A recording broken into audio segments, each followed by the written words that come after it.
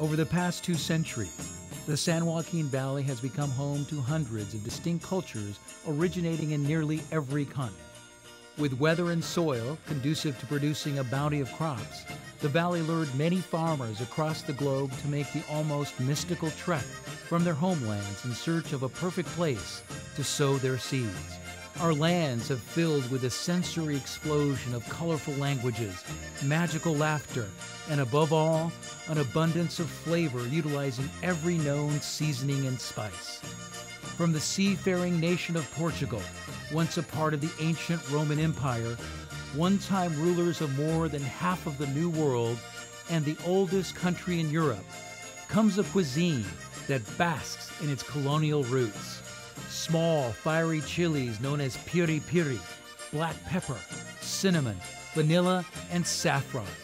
Garlic and olive oil are staples, as are fresh herbs such as coriander and parsley. From the Azores archipelago, an autonomous region within Portugal, and home to the highest point in all of Portugal, Mount Pico, soaring to nearly 8,000 feet, comes a rich, hearty, and peasant-based style of cooking. Its flavors singing of seafood, spicy stews, sweet desserts, and rich dairy products. And the proudly independent Basque. According to Food and Wine magazine, Basques spend more than twice as much of their disposable income on food as we do in the United States. And they probably spend a greater percentage of their time on cooking and eating too. Portugal, the Azores, and the Basque. A taste of the world right here in our own backyard. Welcome to Dine Out Sabor.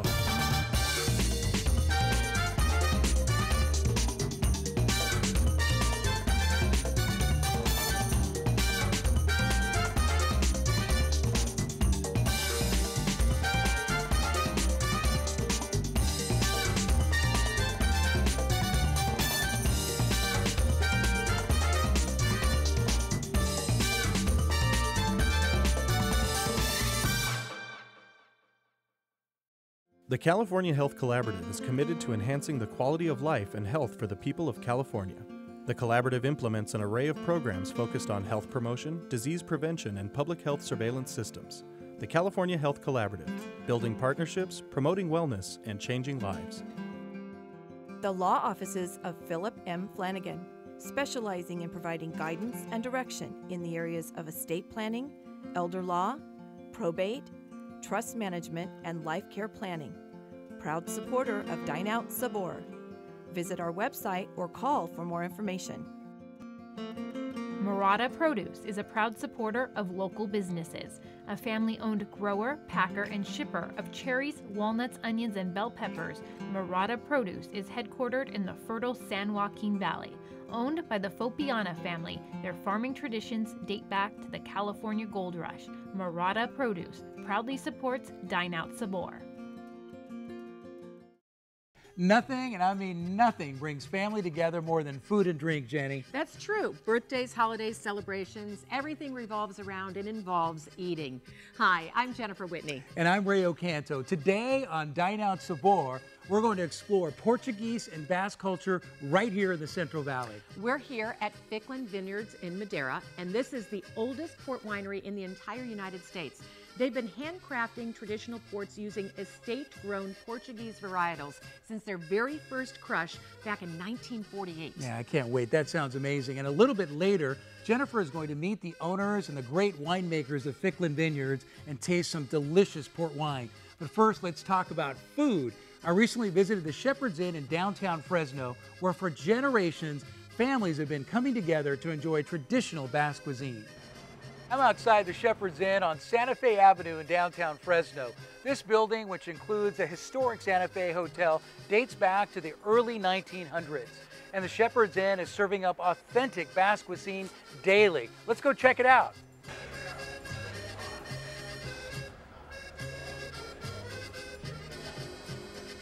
We are inside the Shepherd's Inn in what arguably is one of the most historic cultural restaurants in the Central Valley with owner Russ Stone. Russ, thank you so much for inviting us into this really amazing restaurant. Pleasure to have you. Yeah, tell us a little bit about why your family felt like it's important to maintain the legacy of the Shepherd's Inn and why you keep running it and making it a thriving restaurant here in the Central Valley. Well, this business has always been a traditional Basque restaurant since 1926. It's located across the rail station, and most Basque restaurants are always located directly across the street from the depot. And we're not Basque. We went out and spent a lot of time, found the best Basque chef we could, got a Basque crew, and we've done everything we can to maintain the Basque tradition.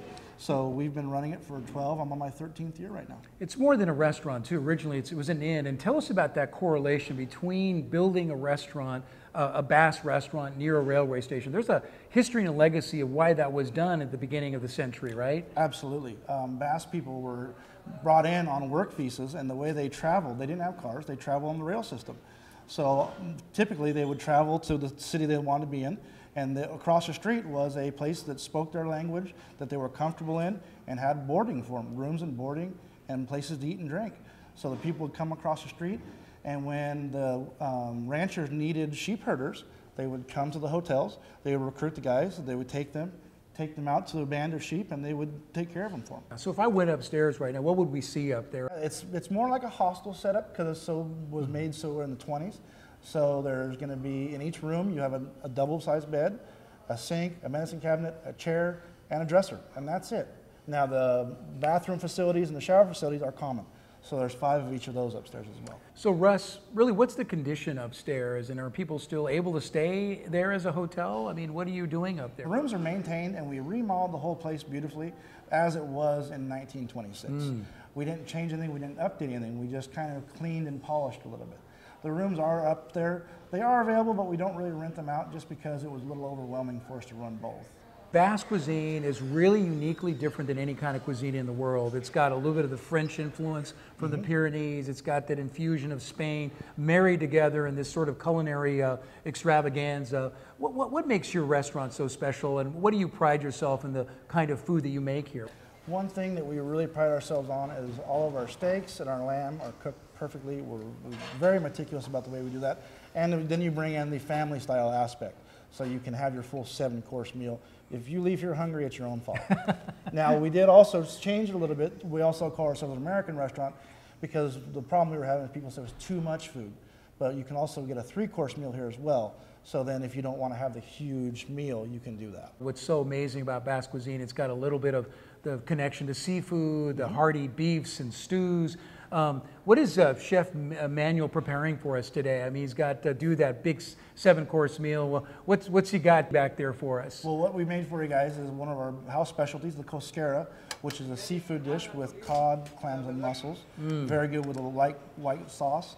And then we focused on the lamb. So we've got some lamb loin chops, some lamb rib chops, which is my favorites. That is the best piece of meat you'll ever taste. Yeah.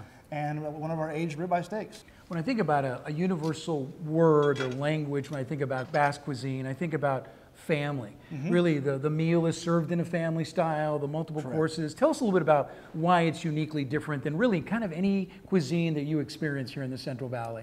It's so much more casual than anything you've ever realized because everyone has to serve the dishes. It's not, you don't just have your one plate. It's all the courses are brought out and everyone shares, so there's a lot of conversation, a lot of things going on at the table as you eat. When people have this amazing meal here and enjoy this wonderful cuisine from Chef Manuel, what's the experience you want the people to have when they come here and eat at this really fabulous restaurant? The main thing that we really appreciate about this business is it's not stuffy. All the guys, all the farmers and ranchers are welcome to come here. We like them when they come in dusty boots, and it's just a good mix of people. There's a lot. You've got your downtown people, and then you've got your farmers and ranchers that drive for hours, some of them, to come in here and have lunch. We want them to be comfortable and enjoy a good meal, and when they walk out, say that was one of the best steaks that they've had. All their food is fantastic. We really focus more on the fish than anything else, but today we're going to have the Borders Table menu, which is a little bit of everything. It's fantastic. The camaraderie, my amigos, old downtown, it's a jovial atmosphere. We love it. We're now at the bar here at the Shepherd's Inn, this beautiful, gorgeous, ornate, historic bar that's been around here since the turn of the century with bar manager Giselle Poole. Hi, nice to meet you. Nice to meet you. Thanks for being here. Yo, thanks for having us. What a beautiful facility. And I just look at the historic background on this bar that's unique to any bar probably in Fresno or the San Joaquin Valley. Tell us a little bit about what this bar represents here to you. Well, a lot of history. They don't make them like this anymore. This bar's been in this building since 1926 and was originally crafted in Europe. We hear it may have come via San Francisco, but a lot of history. Tell us a little bit about what it's like for you, the experience of being a bar manager downtown, this old historic bar, and the clientele that comes in here that you serve every day. Well, we get a variety of clientele, most definitely.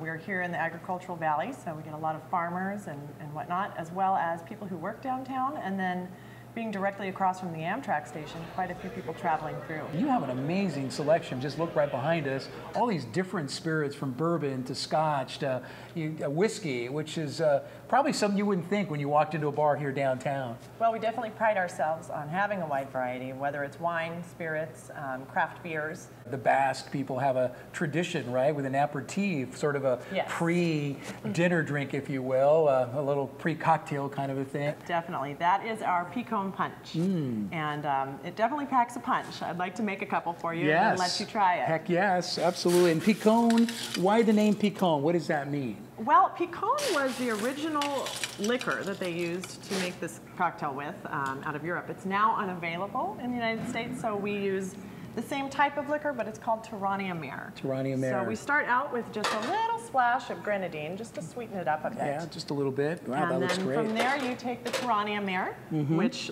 is the aperitif, or This also is known the as an appetizer. Yeah, this is the alcohol part, right? Yes, Yeah, one you just of. keep that like that. So we've got this almost all the way up here. And like I said, it packs a punch. Then you give it, and let me just segue and say it's a very particular order. And you will be corrected if you don't do it right. Little pop of soda. Then you give it a stir. Then you give it a little lemon twist. You're going to rim the glass, drop it in. And from there, you top it off with brandy. It gets a nice heavy float. Wow. So some folks enjoy sipping that brandy right off the top first, and others will mix it in. You can see why people would like it. You should join me. Here's to you. Here's to you. Thank you, Giselle. The bar's great. Got a great bartender. We like to come here and have a pecan. You know, that's a Basque drink. It's very, very good. And drink a little vino, have a good lunch, go home and go back to work. Wow. Wow, my own? Do we share this? Or is this all me? That's what I said. If you leave hungry, it's your own fault. Inside this? My gosh, this is incredible. The lamb chop.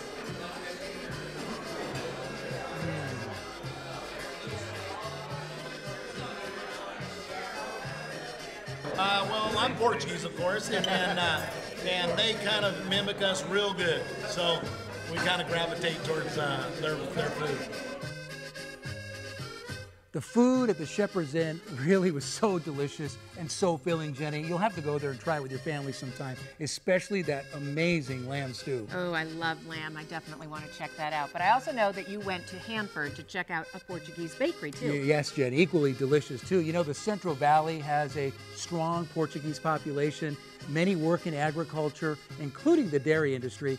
And at Hanford Portuguese Bakery, that's located on 10th and Grangeville, they are making this delicious sweet bread. The moment I walked in, I could smell all that tremendous goodness.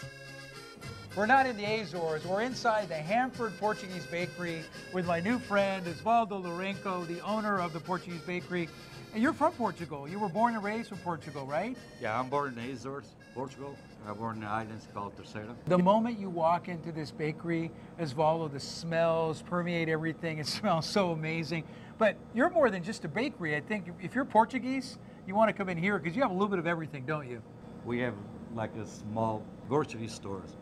Things that are traditional from Portuguese. Traditional, yeah. Yes, yes. What are your most popular items here at the Hanford Portuguese Bakery? The sweet bread. Yeah. The sweet bread, especially in summertime for the Portuguese celebrations. We bake for the celebrations between South Santa Maria and all the way north and around here in Kings County. And my bread we deliver to American supermarkets too. When you think about a bakery, many times they're big commercial operations, but it's just you and Fatima. Where are your recipes coming from? Are these passed down from generations? Came from the family. Yes. Like the sweet breads came from my grandmother, and a lot of the sweets came from Fatima, my wife, and also she go to the school in Portugal for desserts. Yes. Well, it all looks delicious. It all looks amazing. Let's go in and see if we can go try some with Fatima. I know she's making something special for us. Right now, it smells good. Yes, it does. It does.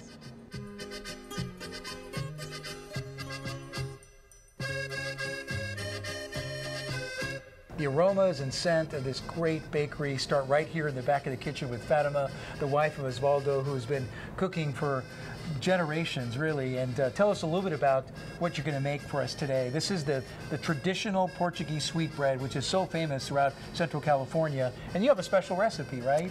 Yes, it's Ozzy's grandma's recipe. Yeah. Well, show us your great recipe and how it all comes together. So we'll start with the eggs and the sugar. 18 eggs, okay. Maybe a little more. Yeah, and it goes in this giant blender. And then we'll just mix in the flour. That is a lot of flour. How much pounds of flour? Well, this is only 15 pounds. 15 pounds? Yes. Oh my gosh. We did this morning already 75 pounds. This is mashed potatoes. I was just going to say, it looked like the consistency of mashed potatoes. Yeah, it is mashed potatoes. This is butter. Wow. Real butter. And this is probably the most important ingredient, right? The yeast? Yes. Which gives it the lift and the rise to the bread. If you don't put this inside in here, it won't work. It won't rise. Okay. And that all just comes together. That's it. Now it's just gonna mix. And you just scoop it out. Wow. And you put it in here. Wow. From the moment I walked in this bakery, I've had my eye on that tray of everything that has been done and completed. Can we go try some? Sure, sure. You're welcome to. This is something really special to you, right? Yes. Yeah. Tell us a little bit about this one. I invented that cake about 5 years ago. Oh, look at that. And this is how it looks inside. And what's inside of it? Tell me what's inside it. Of course, I'm not going to tell you the recipe. And this is flan. Chocolate cake with a flan on top. Yes. A second, and maybe a third bite. Go ahead. We should try your signature dish, right? Of course, yeah. Go ahead. Let's try that. Yeah. That is so good in simplicity. Maybe a little butter on it. Yes, yes. But you could eat that all day long, just like that. That is delicious, fabulous. This is a coconut roll. Coconut roll. It's actually just pretty much coconut and butter and sugar and eggs. It's really good, I think. It's outstanding. Now, did you put my name on this? Because I'm taking all of these. These are all going home with me. Okay. That is so delicious. Thank you. Fatima, thank you and Osvaldo for sharing a little taste of Portugal and a wonderful divine taste of it. It is. Thank you so much. You're welcome. It's our pleasure. The aroma and all that divine sweet goodness, man, I really enjoyed the Hanford Portuguese Bakery, Jenny. Yeah, you pretty much scored on that one. But you know what? I'm pretty lucky too because I get to go check out the Ficklin Vineyards right now. So maybe I'll bring you back. You better. You better. All right, we'll see. I'm here with Peter Ficklin, who is the senior winemaker and third-generation owner and partner of Ficklin Vineyards, and we are so excited to be here. And this is a fantastic building that we're in right now. This is dating back to what, 1940? 1947 when this building went up. It's a pleasure to have you here. Ah, thank you, thank you. So tell me a little bit about the history of the winery. This building was put up in 1947 and all the bricks in this building were handmade from local soil. My father went into the University of California Extension office and got the pamphlet, How to Make Adobe Bricks. No. You see. Yes. So the corporation was founded in 1946. The vineyard was planted in 1945. And in 1948 was our first crush of 13 tons of fruit of Portuguese grape varieties off that vineyard. So from 13 tons to what do you do today? We're doing about 100 to 150 tons. Based, every year is different. Every year is different, absolutely. And why Portuguese grapes? You know, that's kind of a long, convoluted story, but if you think about the history of California wines, it was all fortified dessert wines, muscatels, tokais, ports, sauternes, and those kind of things.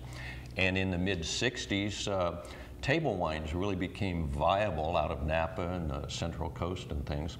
And so that segment boomed, and dessert wines and fortified wines have kind of diminished ever since. So the family got into this in the late 40s with the intent of making premium Portuguese ports from authentic Portuguese grape varieties using time-honored traditional techniques. The wines have been distributed throughout the United States for many, many years. The first wines that we sold were direct to retail. My grandfather handled administration, marketing, and sales and things like that. My father made the wines. So I kind of stepped into those footsteps, as it were, and we continue to sell wholesale and direct to consumers through our tasting room as well. What is it about yours that's different, your ports? What's different is we were the first in the United States to really use Portuguese grape varieties to produce these wines. And we have 4 varieties that we use: the Tinta Madeira, the Touriga, the Tinta Cow, and the Suzão. And each of those, just like Cab, Zin, Merlot, Petit Syrah, and things, has a different set of flavors associated with it. So we're not using Cabernet Sauvignon or Zinfandel, traditional non-port varieties. They're for dry reds and things, but using those authentic grape flavors to structure and blend those wines together to produce the finished product.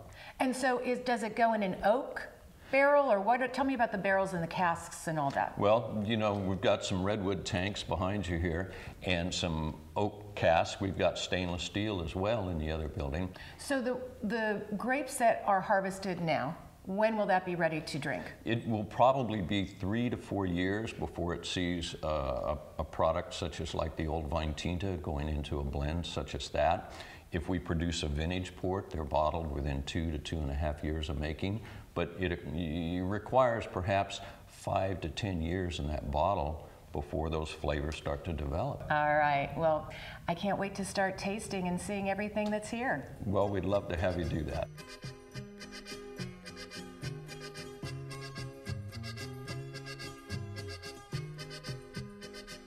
Okay, so now we're in the Adobe room in the wine library, and you're going to decant this wine so that we can taste it. Yes, this is a vintage port. It's a 1982. And as these wines accumulate the extended bottle age that gives them the character and the flavor development, because they're bottled young, they will drop some sediment and develop a crust in a sense in there. We need a light source because as we carefully start to pour, we're using the candle to kind of view through the neck of the bottle and pour that clear wine off of the sediment. And so now there's a little bit of wine left in here, but you can kind of see some of the crust and things that's in there. And so we have clarified the wine, and we can pour a couple of glasses of this wonderful 1982 vintage port. Looks good. All right. That really was unbelievable. And as much as I'd much rather prefer to stay in here the rest of the day, why not? There's how many bottles in here? Quite a few. Let's leave it at that, yeah. Let's go taste some more in the tasting room. Sounds great. All right.